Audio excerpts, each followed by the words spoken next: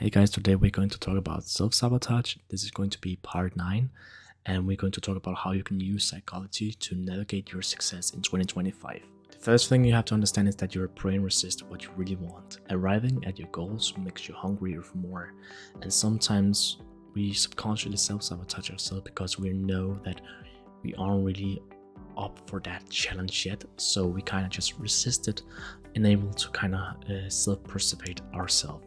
When we chase after something, we get so afraid of not having it, because when we if you really want to pass an exam or something like that, if you put all of this importance that you should have it, you will become so afraid that you don't get the good grades, and all of this failure and thinking about failure, that makes us tense up and it makes it even worse. The next thing is that when we're not having what we want, like the goal that if we don't achieve it and it takes so long to get it, we kind of begin to condemn judge other people that already have it. And in that way, when we do that, then if at some point we get it, we will subconsciously also have been kind of judged ourselves, because that's what we did to other people. And so we associate that if you get this one thing, you will also be judged. So be careful of when you want to get to a goal where maybe it takes longer time. Stop judging other people, congratulate them instead. That's way better. And the next thing is that we can't shift to a state of having, because we are always in this subconscious. We're so deeply ingrained that we want things. I want this, I want this. We are in this wanting state that we're never just allowing ourselves to just relax and just say, I can have it. I can have it. And maybe I already have it, all of this happiness, you want happiness and all of this. What about if you already have it and you just give it to yourself? We begin to push away dreams and people when we're scared of not having it. We actually think that we don't end up having it, and we're trying to pursue it, but we find out and then we're not going to have it. We instead just want to push away the things itself, because then you did it and you chose it, and it's a way to kind of self-preserve yourself and kind of protect yourself, because you pushed it away and it's not something that happened to you. If you're this state of just getting by, that holds you back, because if you're always in this state, you will never be able to just be in the state that you're just enjoying life and just relaxing. Because if you're already in the state of getting by, then let's say you actually lived your dream life, you will kind of resist it and feel guilty, because that's not how you lived before. You can't do that. But yes, you can do that. You shouldn't be guilty of actually living a better life, having better things for yourself. You shouldn't let that hold you back or feel guilty. You have to understand that no matter how positive change you're going to do in your life, whether you a wedding, or let's say you're getting some kids, all of these things, let's say you change your career or whatever, it will all feel comfortable in the beginning, because there's so many new things, so many unfamiliar things that you have to go through. But this positive change, and maybe you change your diet up, it will be much better. Just give it some time and it will become alright. You have to understand that when you look through the world and you're trying to filter out the things, you have to understand that your mind consistently give you your pre-existing beliefs attention.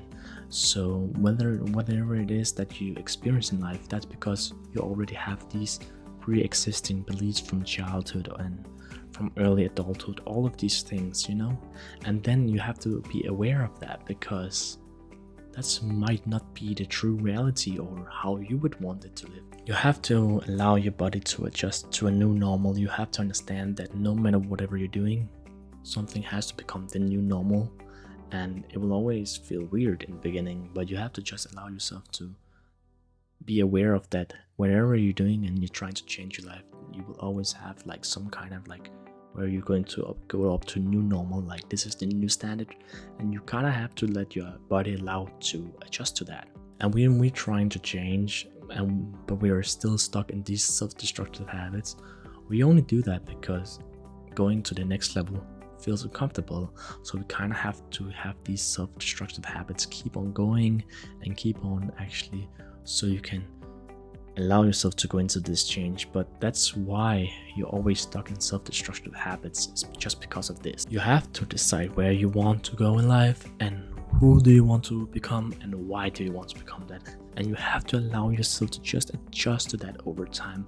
Make this shift over and over again, and just allow yourself to become this new person and become going after what you're going after. You can do it. We can't live on just how we feel all the times. We have to understand that our emotions are just temporary, and they're not a reflection of actual reality most of the time. You have to understand why you're stuck in life, and that's because you're waiting for this big breakthrough, that at one point you're just going to wake up and just say, I'm gonna let go of everything that is bad. I'm going straight after whatever I want in my life. I'm just going to do it.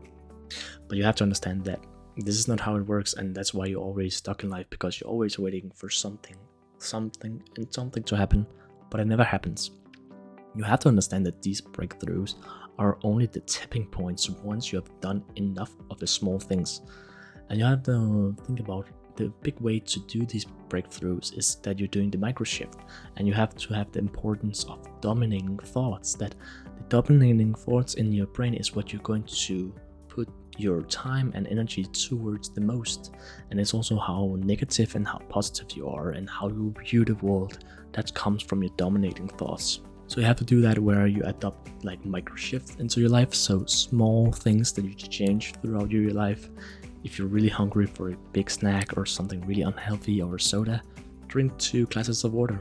You have satiated that wanting to eat something bad now, because now you're fulfilled. And these microshifts, they can leave a cascade of positive things. Once you do one thing, you do another thing. So let's say going to the gym, that's probably one of the biggest things you can do when you're young. And if you really want to take it seriously, you also have to fix your sleep. You have to eat good to actually see good results, and not just gain mostly fat. Because some people think they can just dirty bulk, but most of it is just fat. Even though they feel they get stronger, you just have to shed that off at some point in the end. So if you really want to take it serious and you want to get your hormones into check and stuff like that, you have to fix your sleep, your diet, and just take one microshift at a time in your life, and let the momentum carry you. Watch some really good videos, maybe about business, some self-help videos, but then also, of course, take action upon what you get shown in these videos, because otherwise it's just entertainment. But in the beginning, just watching that and getting exposed to new information is perfectly fine, and that will kind of give you some momentum in life. You have to understand that your mind is antifragile. So what you're fearing most is actually the one that is least likely threat that we can't control, and the least likely and the thing that you can't really control. And let's say that's in terms of rejection, and a lot of people are really afraid of rejection in terms of girls and all of these things, and we're fearing that most. But that's something you can't control. You can't control if the girl or boy has a bad day, if they like you or not, or whatever reason they have. You can never control that. So that's really what you're fearing most. What you're not fearing is some like a threat that is really high, because you don't fear it, you respond to that. So that could be a burning house. Like, you don't fear when you're in a burning house. You don't fear that you're going to burn down and stuff like that. You're going to respond and get this shit out of there really quickly. That's how you do it. You don't just, oh, I'm just standing here laying in bed and just fearing about it and like, oh, this is so dangerous. No, you're going to do something about it. Let me ask you guys, what is your 2 biggest worries in life? Can you control it, or can you not control it? Is it something you respond to, or something you can't respond to currently? You have to understand that seeking adversity is really good, because our brain, if it doesn't get stimulated, it will just find new problems and new problems and new problems in your life, and you will probably become pretty negative. You have to understand that it's almost like anything else. If you want to build your muscles, you have to go to the gym, you have to do something really hard. If you want to build up your immune system, you have to be exposed also to some different germs. And also think about rocks. If they have to become into a diamond, they has to be really pressured all the time. And that's the same thing with your mind.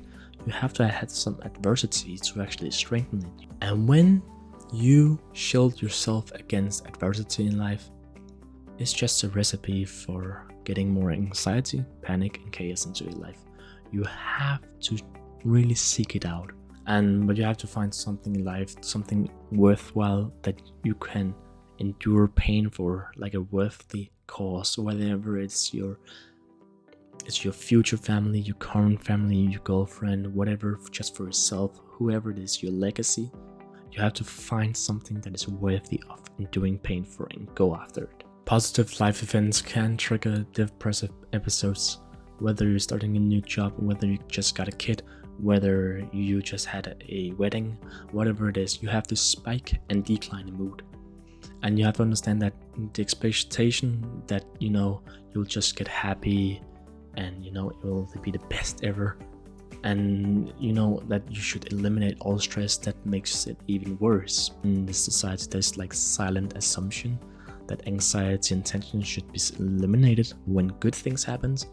But that's not really the case. Like, you can still have this because of this spike and decline in mood. It's like a roller coaster. You have to understand that accomplishments, achievements, and life changes, they create stress, even though they're positive. Because they create stress, it's because it's changes. So changes create stress. People who are predisposed to anxious and depressive thoughts, a way for them to kind of stabilize the mood is actually they have to stabilize and have a good sense of comfort zone, and that's what they need. So if you see that for yourself, that you need like this kind of comfort zone all the time when you get stressed and because of change and all of these things, maybe you could have a little bit of anxiousness or depressive. And signs of that you have adjustment shocks is hypervigilance with your financial gains or work or with your girlfriend. So let's say you just got a promotion or you did good in the stock market. You're very vigilant about, you're very careful about your financials.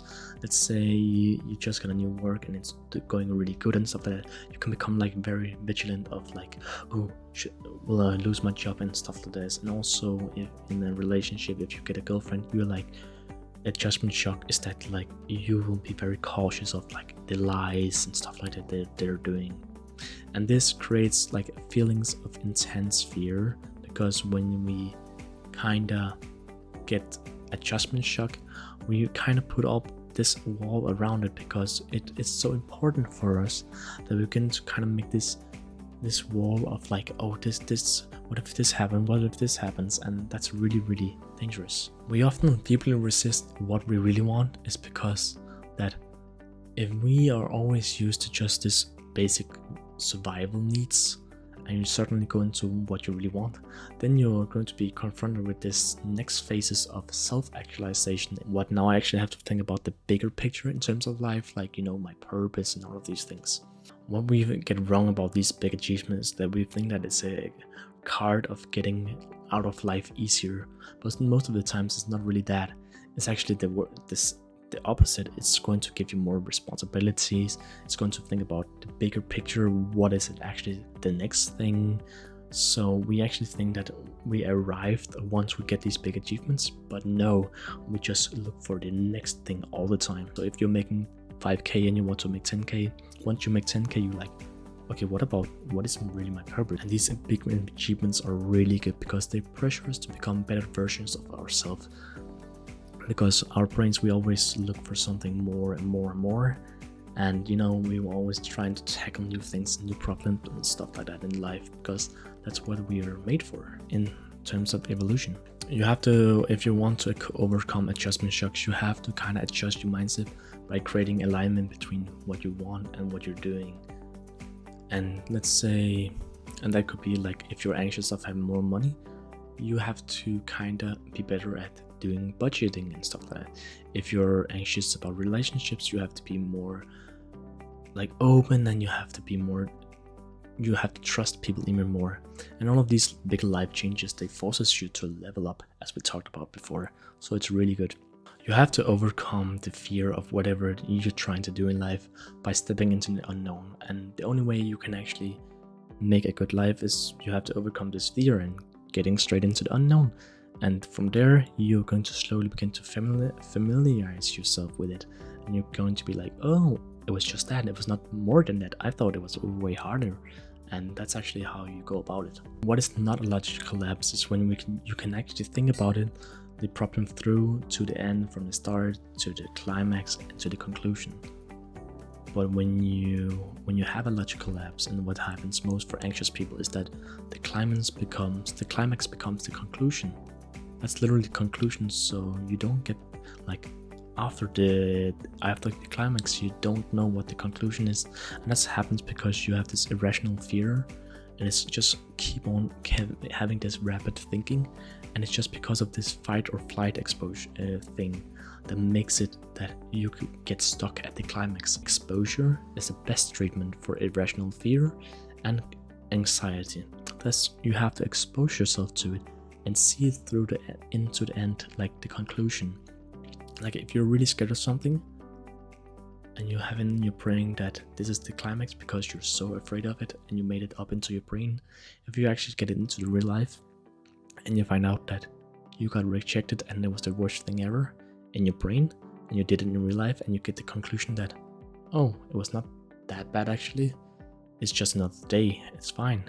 And then you have kind of slowly begin to expose yourself into relief, and you do that by proving to yourself that everything will be okay and the conclusion is not as bad as you might have thought in your brain. And the best way to do this is kind of addressing small problems in the beginning and just learning healthy ways of coping with your things. So kind of like take it in small, and also have effective reasoning skills, so you turn off the rapid thinking and the fight or flight and just like sometimes look at it logically and see what happens, and just taking one thing at a time, slowly get into it like everything else. Often what is our biggest anxiety is not what happens in real life, it's actually what we think about what's going to happen in real life. And that's the biggest anxiety that you actually have, is that it lives up in the brain. So be conscious aware of that for the next time if it happens for you. And how do you hold yourself back from success? It's that you're avoiding a fear, so it makes it even more intense. That you're avoiding the fear of starting a business, you're avoiding the fear of taking that talk with that family member or with that girl or with that friend. It's like avoiding it just makes it even worse, because you keep on thinking about it and you become even more fixated on it. The faulty inference is that you make a really quick decision about like generalization about like what is really the true thing about the world, and that's never really what it is, but you just mix a quick one out from two scenarios that you have had in your head. So you let's say you want to build a business and you see two failure after each other. You're just like, yeah, I knew it. It was not for me. I'm not good at anything. You have to become aware of doing it. That, okay, I'm actually making this really quick generalization about that I'm not good at it, but like I only tried 2 times. Maybe I should try 10 times or 20 times. You have to understand that your mind is a search engine that autofills your terms. So if you're always a negative person and you're always looking the worst in everything, and you're like, you have all of these depressive thoughts and all of this, you have to understand that's because you have programmed your mind over years, and now it just autofills it. So when you see something happen in real life, or if somebody look weird at you, and you're like, that's because I'm not good enough, I'm not good at looking, and everything like that, but that's because you have autofilled that into your brain, and that comes from all the thoughts that you have had and all the stimuli that you have been accustomed to. So you kind of have gotten these beliefs and it just get autofilled. So the way to change it is by adding new thoughts, better thoughts, more positive thoughts about yourself. Worrying is the weak defense system that we have in life. We have this thought of that if we're ready for the storm, it can't hurt us. But literally what it does is that it does hurt us, because you have in your brain for so long just been worrying about things, and that's 95% of the suffering happens in the mind, because we're trying to get ready for the storm that never actually happens. And that what it does is that when we put so much importance on something, that we want something to be done, or like we want to actually have done a really good exam or do really good for an interview, and we begin to kind of worry about this, or in first date, it's because we cared so much about it. What we have to do is we have to reduce the importance that if it doesn't work out or it doesn't happen, then it's fine. And if you go into that mentality, you go into it from not from a lacking belief, but from a abundance that, okay, if it doesn't happen, it was just not for me. There will be something out there for me, and it's totally fine that if I don't get it, but I will try my hardest because I want to get it. But you reduce the importance, so if it doesn't happen, it's not the worst thing. And that's one way to reduce the worrying also, and it makes you less anxious, and you can perform better at the interview and be more present at the date. We also start to kind of associate worrying with safety, and that's where we see this with, I thought this through so many times that I avoided it, but that's not what it is. That's just so we think that if we worry about it, it's not going to happen, and we kind of begin to associate worrying with safety. You have to work on your self-esteem so you can become okay with failing, so no matter if you fail, it's like you won't be judged as much and not hated as much as you would if you didn't have a good self-esteem. Because if you have a good self-esteem, you wouldn't think too much about that if people judge you about doing something wrong, or they will begin to hate you, because you feel good about yourself. You know that this was the correct thing to do, and that's just how it is. It didn't work out, but it's fine. I know it truly deep within. Hello guys, thank you for watching this video. Let me know if there's anything you want me to improve on, and I'll just want to ask you if you can leave a comment and just subscribe and like if that's what you want to do. If you want to dislike it, fair enough, do that, but I want to see your feedback and what you want to see more of. And other than that, have a great day. Bye bye.